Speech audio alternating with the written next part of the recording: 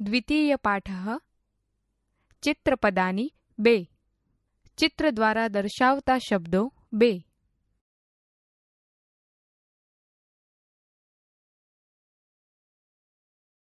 વિદ્યાર્થી મિત્રો, હવે આપણે પુલ્લિંગ વસ્તુ કે વ્યક્તિ માટે વપરાતા બહુવચનના સર્વનામ જોઈશું.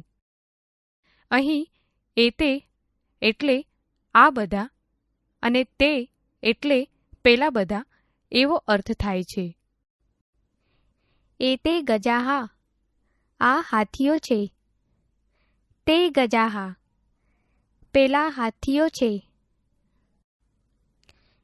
એતે શશકાહા, આ સસલા છે. તે શશકાહા, પેલા સસલા છે. એતે હંસાહા, આ હંસો છે. તે હંસાહા, પેલા હંસો છે.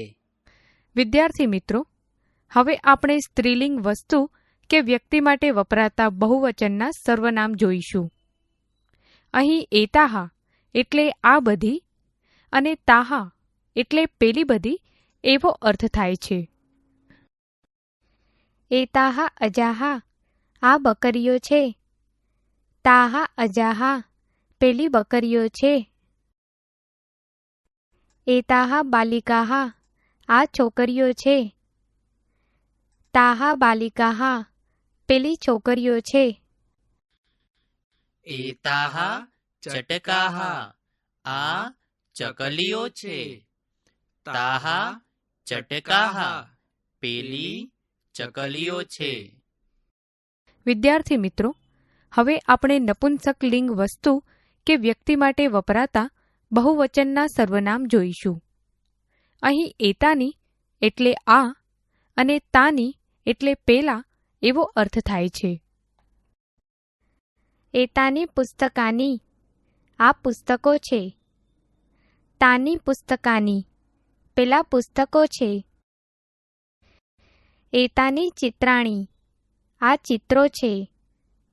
તાની ચિત્રાણી, પેલા ચિત્રો છે.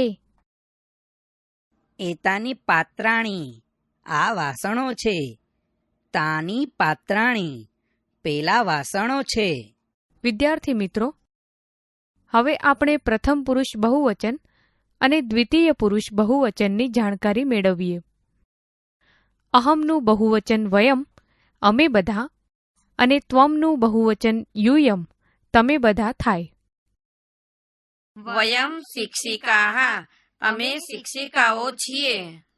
યુયમ સૈનિકાઃ, તમે સૈનિકો છો. વયમ બાલકાઃ, અમે છોકરાઓ છીએ. યુયમ બાલકાઃ, તમે છોકરાઓ છો.